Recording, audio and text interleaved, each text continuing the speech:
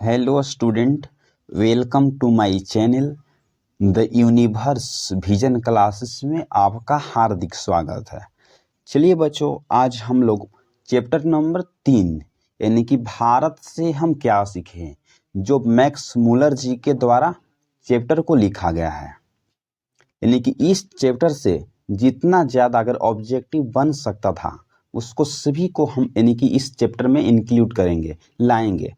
इस चैप्टर से अगर आप देख लीजिएगा सभी अगर संपूर्ण वीडियो, तो कहीं भी अगर आपको एक भी क्वेश्चन जो है ना इस चैप्टर से नहीं छूटेगा ऑब्जेक्टिव के फॉर्म में, जो एग्जाम में ज़्यादा ही महत्वपूर्ण निभाती है ऑब्जेक्टिव क्वेश्चन।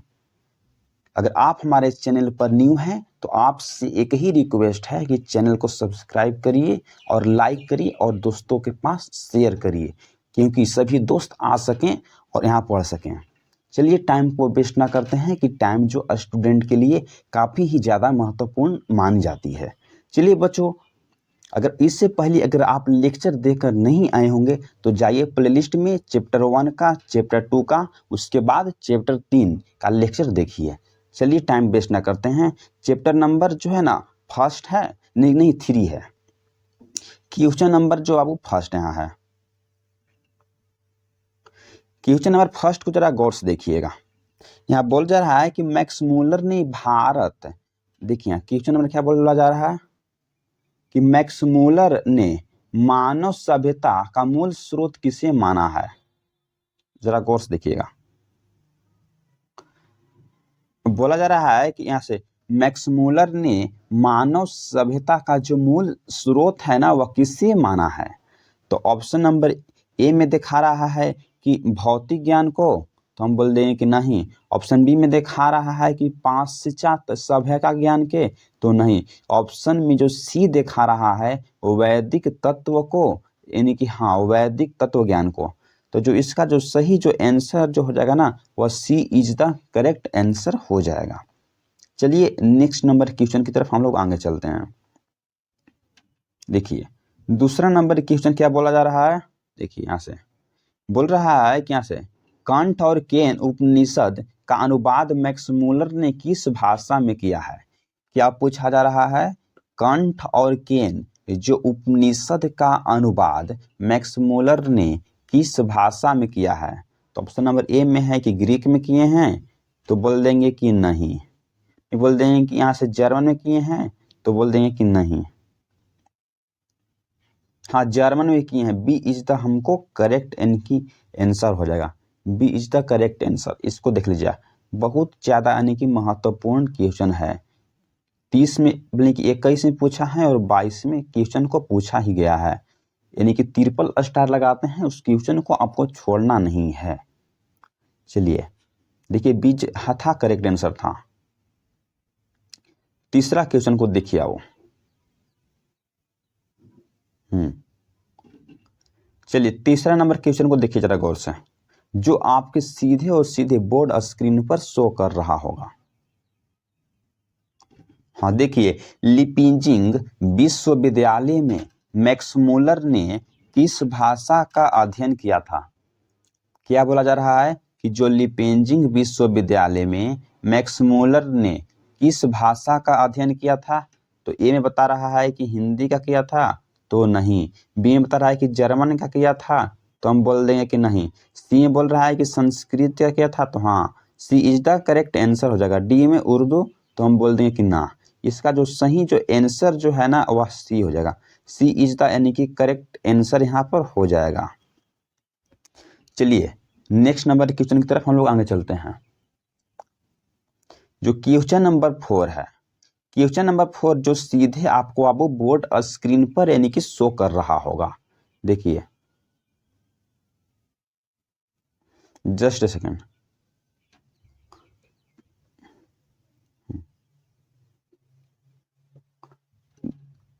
देखिए क्वेश्चन नंबर 4 जो है ना आपको बोर्ड स्क्रीन पर दिख रहा होगा। देखिए बोल रहा है कि मैक्स मूलर ने हितोपदेश का अनुवाद कौन सी भाषा में करवाया था। बोल रहे हैं कि जो मैक्स मूलर थे ना यानी कि साइंटिस्ट थे, तो हितोपदेश का जो अनुवाद कौन सी भाषा में करवाए हैं।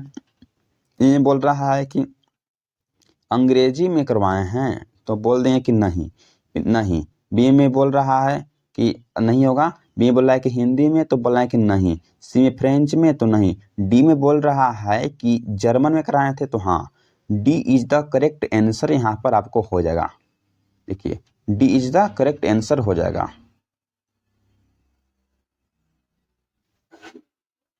चलिए क्वेश्चन नंबर हम लोग यानी कि 5वां को देखना स्टार्ट करते हैं। ठीक है, वो क्वेश्चन नंबर जो 5 है तो आपको सीधे और सीधे यानी कि बोर्ड ऑफ स्क्रीन पर दिख रहा होगा। देखिए बोला जा रहा है कि मैक्स मूलर की मृत्यु कब हुई थी। क्वेश्चन को जरा गौर से पढ़िएगा। बहुत से बच्चे लोग होते हैं जो क्वेश्चन ही नहीं अच्छा से पढ़ पाते हैं और यही कारण है कि उसको यह क्वेश्चन जो है ना एग्जाम में इफेक्ट करता है। इसलिए आपको बाबू क्वेश्चन को जरा गौर से पढ़ना होगा। देखिए बोला जा रहा है कि जो मैक्स मूलर जी थे इनकी मृत्यु जो है वह कब हुई थी। ये में बताया जा रहा है कि 16 अक्टूबर 1901 ईस्वी में तो बोलेंगे कि नहीं, 20 अक्टूबर 1901 ईस्वी में तो बोल रहे हैं कि नहीं, बोल रहे हैं कि सी 24 अक्टूबर 1900 में हुआ था तो नहीं, डी बोला जा रहा है कि 28 अक्टूबर बोल रहे हैं कि 1900 ईस्वी में तो हाँ, तो D is the correct answer यहाँ पर बाबू हो जाएगा। इसका सही जो आंसर क्या होगा तो डी हो जाएगा। डी जो है ना वह करेक्ट आंसर आपको हो जाएगा। चलिए नेक्स्ट नंबर क्वेश्चन देखते हैं, वह 6 नंबर क्वेश्चन जो सीधे आपको बोर्ड स्क्रीन पर यानी कि दिख रहा होगा। देखिए 6ठा नंबर क्वेश्चन को जरा गौर से देखिए। बोला रहा है कि सर विलियम जोन्स ने भारत की यात्रा कब की थी। क्वेश्चन क्या बोला जा रहा है, एक बार आओ पढ़िए। सर विलियम जोन्स ने भारत की जो यात्रा है ना वह कब की थी। चलिए पढ़ लिए होंगे। तो इसका जो ऑप्शन बताया जा रहा है कि 1957 ईस्वी में, तो हम बोल देंगे कि नहीं। बोला जा रहा है कि 1900 यानी कि 1750 ईस्वी में तो नहीं। बोला जा रहा है कि 1700 यानी कि 90 ईस्वी में तो नहीं। बोला जा रहा है कि डी क्या बोला जा रहा है तो 1700 यानी कि 83 ईस्वी में तो हाँ, D is the correct answer यहाँ पर आपको हो जाएगा। चलिए क्वेश्चन नंबर यानी कि 7 को देखना हम लोग स्टार्ट करते हैं। देखिए 7 जो है आपको सीधे और क्वेश्चन जो है ना बोर्ड स्क्रीन पर यानी कि दिख रहा होगा। देखिए पारसियों के धर्म क्या नाम है। बोला जा रहा है कि जो पारसियों के धर्म का क्या नाम है। ये बताया जा रहा है कि बौद्ध धर्म, तो हम बोल देंगे कि नहीं। चलिए और देखते हैं। फिर सेकंड बोल रहा है कि जैन धर्म, तो हम बोल देंगे कि नहीं। सी बताया जा रहा है कि वैदिक धर्म, तो ये भी नहीं। और डी बताया जा रहा है कि जरथुस्त्र, हाँ तो यही हो जाएगा। ये जो क्वेश्चन जो है ना D is the correct answer हो जाएगा। प्लस में क्वेश्चन जो है ना बहुत ज़्यादा महत्वपूर्ण है, कई बार एग्जाम में घुमाया गया है बच्चों का। बहुत से बच्चों इसमें कंफ्यूज भी हो गए हैं। तो इस क्वेश्चन को आप देखकर एकदम जाइएगा। चलिए क्वेश्चन नंबर 8 देख चलते हैं। चलिए क्वेश्चन नंबर 8 को जरा गौर से आप यानी कि देखिएगा। क्वेश्चन नंबर 8 को हम देखते हैं। बताया जा रहा है जस्ट देखिए जो आपका सीधे बोर्ड स्क्रीन पर दिख रहा होगा, जनरल कनिंघम का संबंध किससे है। क्वेश्चन नंबर 8 क्या कर रहा है कि जो जनरल कनिंघम जो है ना उसका संबंध जो है वह किससे है। तो ए में बोला जा रहा है कि वनस्पति विज्ञान से, तो नहीं। बी में बोला जा रहा है कि भू विज्ञान से, तो नहीं। सी में बोला जा रहा है कि पुरा यानी कि तत्व से, तो हाँ सी जो है ना उसका सही आंसर है। डी में तो मानव विज्ञान से, तो नहीं। इसका जो सही जो आंसर होगा ना वह सी इज द यानी कि करेक्ट आंसर हो जाएगा, पुरा तत्व से। चलिए नेक्स्ट नंबर क्वेश्चन को देखते हैं। क्वेश्चन नंबर 9 जो आपको बोर्ड स्क्रीन पर यानी कि दिख रहा होगा। देखिए बोला जा रहा है कि दारिश को हम क्या समझते हैं। बोला जा रहा है कि जो दारिश है ना उसको हम यानी कि क्या समझते हैं। ये में बोला जा रहा है कि एक धार्मिक ग्रंथ है, तो नहीं। सोने का प्राचीन कालीन सिक्का है, तो हाँ ये सही है। फिर बोला जा रहा है कि चांदी का प्राचीन कालीन सिक्का है, तो ये भी नहीं होगा। बोला जा रहा है कि एक सोना का मूर्ति है, तो ये भी ना होगा। इसका जो सही जो आंसर जो है ना वह बी होगा। तो B is the correct answer. क्या होगा? तो सोने का प्राचीन कालीन सिक्का ही को हम क्या बोलते हैं? तो दारिश के नाम से समझते हैं। चलिए, B is the correct answer हो गया होगा। चलिए अब नेक्स्ट नंबर क्वेश्चन को देखते हैं। जो क्वेश्चन नंबर कितना है? तो क्वेश्चन नंबर 10 जो आपके बोर्ड स्क्रीन पर शो कर रहा होगा। देखिए, बोला जा रहा है कि 172 दारिश नामक सोने के सिक्के का घड़ा कहाँ पर मिला था? ए में बोला जा रहा है कि क्या दिल्ली में मिला था? तो नहीं। बोला जा रहा है कि गांधीनगर में मिला था? तो ये भी नहीं। वाराणसी में मिला था? तो हाँ सही। बोला जा रहा है कि श्रीनगर में मिला था? तो नहीं। इसका जो सही जो आंसर होगा ना वह सी इज द यानी कि करेक्ट आंसर होगा। कहाँ होगा?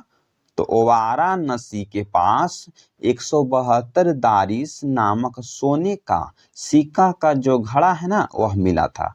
ये भी क्वेश्चन जो है ना एग्जाम में बहुत बार यानी कि पूछा गया है। इसको मैं स्टार लगाता हूँ। इसमें 3 से 4 5 क्वेश्चन है उसको हम लोग यानी कि ट्रिपल स्टार लगा देंगे। और इस सब क्वेश्चन आपको बोर्ड परीक्षा में आने की बहुत ज्यादा संभावना रहती है। चलिए क्वेश्चन नंबर 11 को हम देखते हैं जरा गौर से। देखिए क्वेश्चन नंबर जो 11 है वो आपको सीधे और सीधे यानी कि बोर्ड स्क्रीन पर यानी कि दिख रहा होगा। देखिए, बोला जा रहा है कि मैक्स मूलर को वेदांतियों का वेदांती किसने कहा? क्या क्वेश्चन बोल रहा है कि जो मैक्स मूलर को वेदांतियों का वेदांती किसने कहा? तो ए में गांधी जी ने कहे हैं क्या? तो नहीं। स्वामी विवेकानंद ने कहे हैं? तो हाँ। अम्बेडकर जी कहे हैं? तो नहीं। गुनाकर मूले जी कहे हैं? तो ना। इसका जो सही और जो सही आंसर जो होगा ना वह B is the correct answer हो जाएगा। क्या? तो मैक्स मूलर जी थे, उनको वेदांतियों का वेदांती किसने कहा? तो स्वामी विवेकानंद ने कहे थे। इसका सही जो आंसर है ना वह B is the correct answer हो जाएगी। चलिए क्वेश्चन नंबर यानी कि 12 को देखते हैं। देखिए, जो आपके सीधे बोर्ड स्क्रीन पर क्वेश्चन आ गया होगा। दारिश नामक सोने के सिक्के से घड़ा, जो घड़ा है ना वह किससे मिला था? तो बोल रहे हैं कि दारिश नामक सोने के सिक्कों से भरा जो घड़ा है ना वह किससे मिला था? तो हेकल को मिला था? तो हम बोल देंगे कि नहीं। चलिए बी में देखते हैं। क्या हकर्स को मिला था? तो नहीं। क्या वारेन हेस्टिंग को मिला था? तो हाँ सी तो सही बोला जा रहा है। किसको मिला था? तो यानी कि वारेन यानी कि हेस्टिंग को मिला था। ये बोला जा रहा है कि क्या विलियम जोन्स को मिला था? तो नहीं। इसका जो सही जो आंसर जो है ना वह सी, तो सी इज द करेक्ट आंसर हो जाएगी। चलिए क्वेश्चन नंबर 13।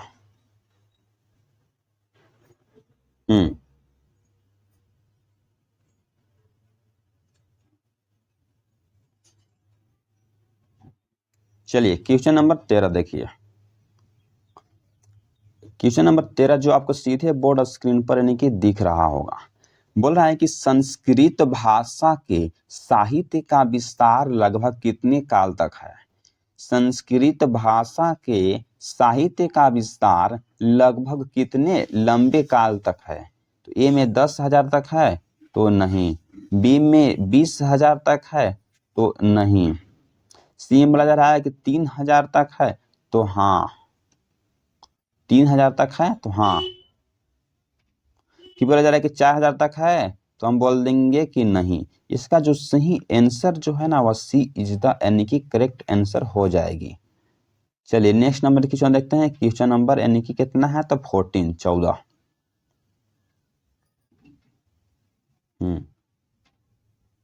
चलिए क्वेश्चन नंबर 14 को देखिए।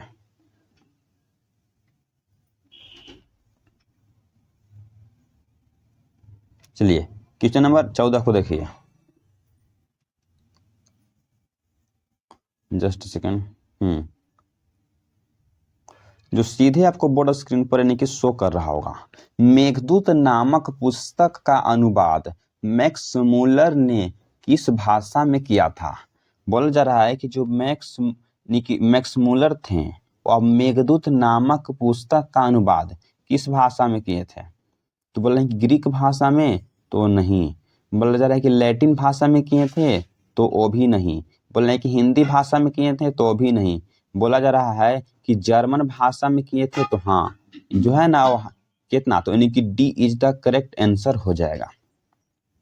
चलिए नेक्स्ट नंबर क्वेश्चन की तरफ देखते हैं, जो क्वेश्चन नंबर यानी कि 15 है, जो आपको यानी कि बोर्ड स्क्रीन पर यानी कि दिख रहा होगा।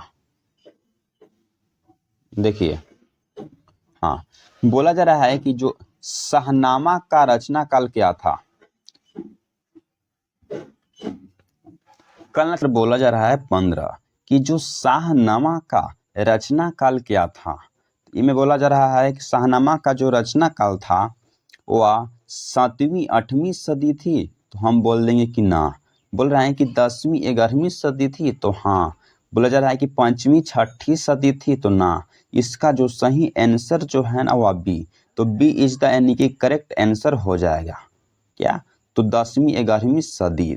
चलिए नेक्स्ट नंबर क्वेश्चन की तरफ हम लोग आगे बढ़ते हैं। देखिए 16 नंबर क्वेश्चन की तरफ चलते हैं। देखिए 16 नंबर क्वेश्चन में क्या कर रहा है? देखिए कि संस्कृत भाषा और यूरोपियन भाषा का तुलनात्मक जो व्याख्या किसने दिया? क्वेश्चन को फिर से पढ़िएगा। संस्कृत भाषा और यूरोपियन भाषा का तुलनात्मक व्याख्यान किसने दिया? ये बोला जा रहा है कि मैक्स मूलर ने दिए हैं, तो हाँ। गुणाकार मूल्य ने दिए हैं, तो नहीं। नलिन बिलोचन यानी कि शर्मा ने दिए हैं, तो नहीं। अमरकांत ने दिए हैं, तो नहीं। इसका जो सही जो एक आंसर होगा ना वह ए इज द यानी कि करेक्ट आंसर क्या होगा? तो मैक्स मूलर ने दिए हैं। चलिए नेक्स्ट नंबर क्वेश्चन की तरफ चलते हैं। चलिए क्वेश्चन नंबर 17 को देखिएगा, जो आपको बोर्ड स्क्रीन पर यानी कि शो कर रहा होगा। वारेन हेस्टिंग्स यानी कि था, बोले कि वारेन हेस्टिंग्स कौन था? तो ये में बोल रहा है कि भारत का गवर्नर जनरल था, तो नहीं। फ्रांस का राजा था, तो नहीं। हाँ जस्ट सेकेंड, जो यानी कि वारेन जो हेस्टिंग था ना वह भारत का यानी कि गवर्नर यानी कि जनरल था। जो करेक्ट जो आंसर जो है ना वह ए इज द करेक्ट आंसर हो जाएगा। ये जो है ना MVVI क्वेश्चन है, एग्जाम में बहुत बार इस तरह का ऐसा क्वेश्चन को पूछा जाता है। चलिए इसको आप यानी कि नोट्स कर लीजिएगा बढ़िया से। चलिए क्वेश्चन नंबर यानी कि 18 को हम देखते हैं। देखिए क्वेश्चन नंबर 18 को जरा गौर से देखिए। बोला जा रहा है कि जो मैक्स मूलर के पिताजी का क्या नाम था? मैक्स मूलर के पिता का क्या नाम था? ए बोल रहा है कि विल्हेल्म मूलर था, तो सही। बी में बोल रहा है कि हेस्टिंग्स मूलर था, तो नहीं। जॉनसन मूलर था, तो नहीं।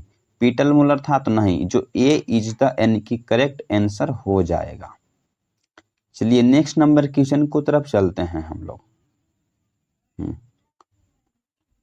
देखिए क्वेश्चन नंबर यानी कि 19, जो आपके सीधे बोर्ड स्क्रीन पर यानी कि शो कर रहा होगा।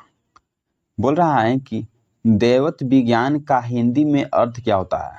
बोल रहा है कि जो दैवत विज्ञान है उसका हिंदी में अर्थ क्या होता है? तो ये बोल रहा है कि भू विज्ञान, तो नहीं। ज्योतिष विज्ञान, तो नहीं। अर्थशास्त्री विज्ञान, तो नहीं।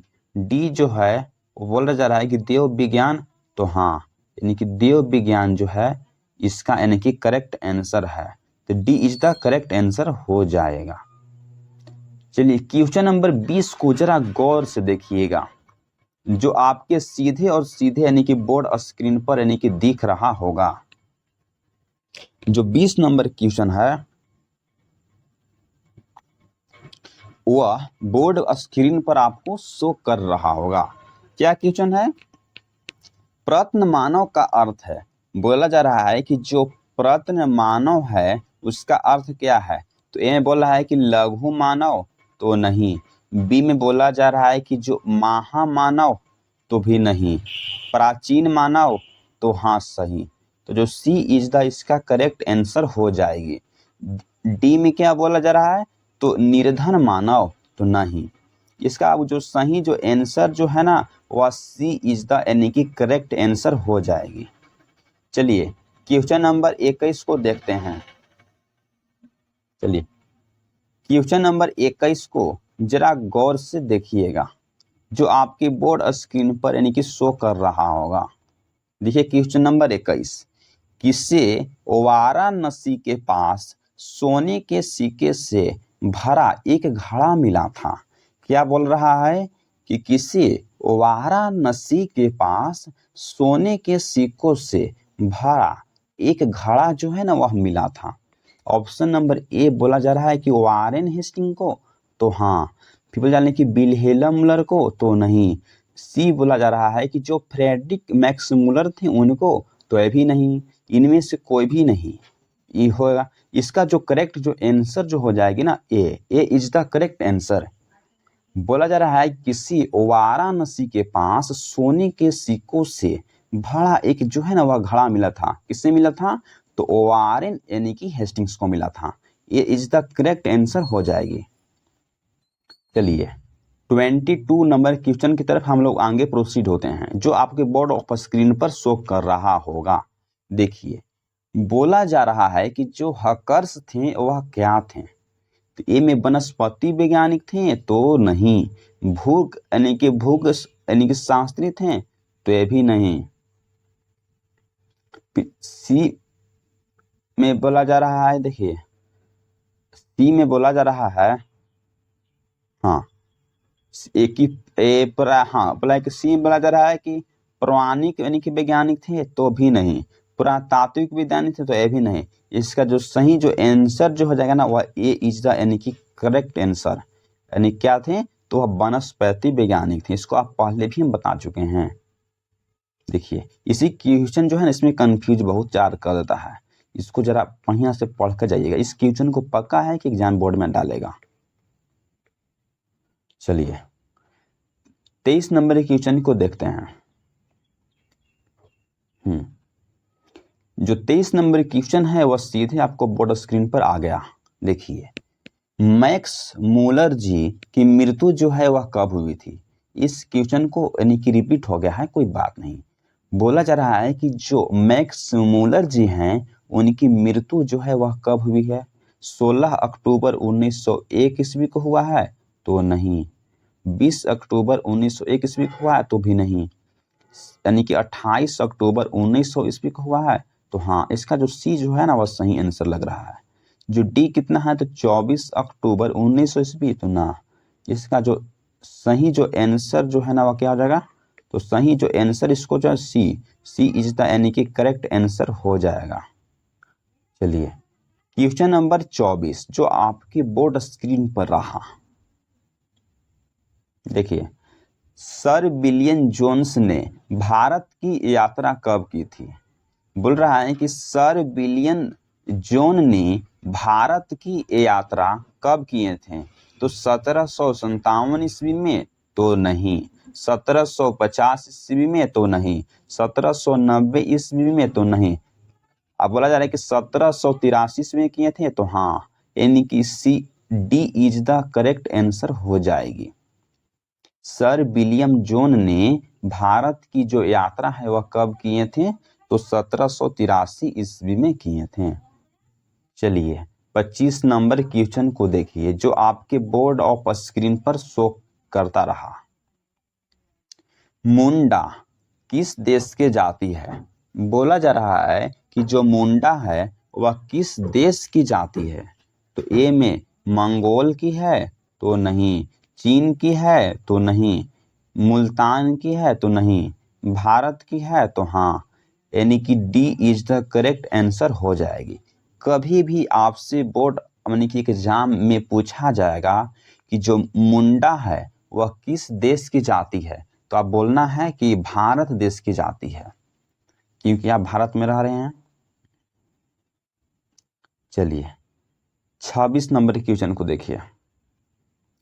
बोला जा रहा है कि जो मैक्स मूलर जी के पिताजी का क्या नाम था। मैक्स मूलर जी हैं, उनके पिताजी का क्या नाम था। तो ए में विल्हेल्म मूलर, तो हाँ देख लिए हैं आप लोग।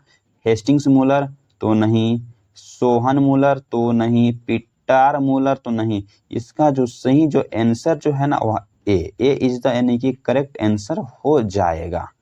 चलिए क्वेश्चन नंबर 27 को देखिएगा जरा गौर से।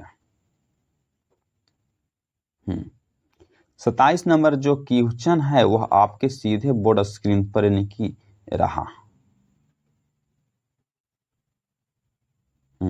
देखिए, भारत से हम क्या सीखें पाठ में नए सिकंदर विशेषण किसके लिए प्रयुक्त हुआ है। इस क्वेश्चन को यानी कि बहुत बार क्वेश्चन यानी कि पूछा गया है। 19 में पूछा गया है, 21 में पूछा गया है और यानी कि 23 में पूछा गया है और फिर यानी कि 24 में इस क्वेश्चन को पूछा गया है और हो सकता है कि 25 में भी यानी कि क्वेश्चन को पूछा जाए। देखिए बोला जा रहा है कि जो भारत से हम क्या सीखें पाठ में नए सिकंदर विशेषण किसके लिए प्रयुक्त हुआ है। तो ऑप्शन में जो क्वेश्चन है ना वह बहुत ही महत्वपूर्ण हो जाती है। तो इसका जो आंसर जो क्या होगा, तो पहला देखते हैं भारत के वीरों के लिए तो भी नहीं, यूरोप के वीरों के लिए तो ये भी नहीं। फिर देखते हैं कि युवा अंग्रेज अधिकारियों के लिए तो हाँ, यही जो है ना आपको सही आंसर हो जाएगा। किसके लिए है, तो युवा अंग्रेज अधिकारियों के लिए। ये बोला है कि डी, तो डी में बोल रहा है कि उपयुक्त सभी यानी उपयुक्त में से कोई भी नहीं ना, ऐसा तो हो ही नहीं सकता है। सी यानी कि जो ऑप्शन बोला जा रहा है कि सी इज द यानी कि करेक्ट आंसर हो जाएगा। क्या हो जाएगा, तो सी इज द करेक्ट आंसर, युवा अंग्रेज अधिकारियों के लिए। ठीक, चलिए अब चलते हैं हम लोग यानी कि नेक्स्ट क्वेश्चन की तरफ। नेक्स्ट क्वेश्चन नहीं है, यहीं तक हम लोग का क्वेश्चन जो है वह खत्म हो गया है। यानी कितना देखे हैं, तो यानी कि 20 यानी कि 7 क्वेश्चन को हम लोग यानी कि आज देखे हैं, कवर किए हैं। चलिए आपसे एक ही रिक्वेस्ट है कि आप अगर हमारे चैनल पर न्यू हैं तो प्लीज़ चैनल को जो है ना आप सब्सक्राइब जरूर करिए। जब चैनल को सब्सक्राइब करिएगा तभी जो मेरी नोटिफिकेशन है आपके पास पहुंचेगी और आप जितने भी ज़्यादा मैं वीडियो को अपलोड करूंगा हर एक चैप्टर वाइज, तो उसमें आप जाकर इन्वॉल्व होइएगा, उसमें आप जाकर देखिएगा और उसके बाद आप एग्ज़ाम में जो है ना वह टारगेट जो है वह 90 यानी कि 5 से तो कम नहीं आप लाइएगा, अगर आप मेरे साथ हिंदी अगर पढ़िएगा तब। अगला चैप्टर जो है वह चैप्टर नंबर 4 को लेकर आते हैं, उसका ऑब्जेक्टिव। इसको अगर 1-2 बार में जाइए समझ में आता है, एक बार में नहीं तो 2 बार 3 बार में जाकर देखिए और पढ़िए।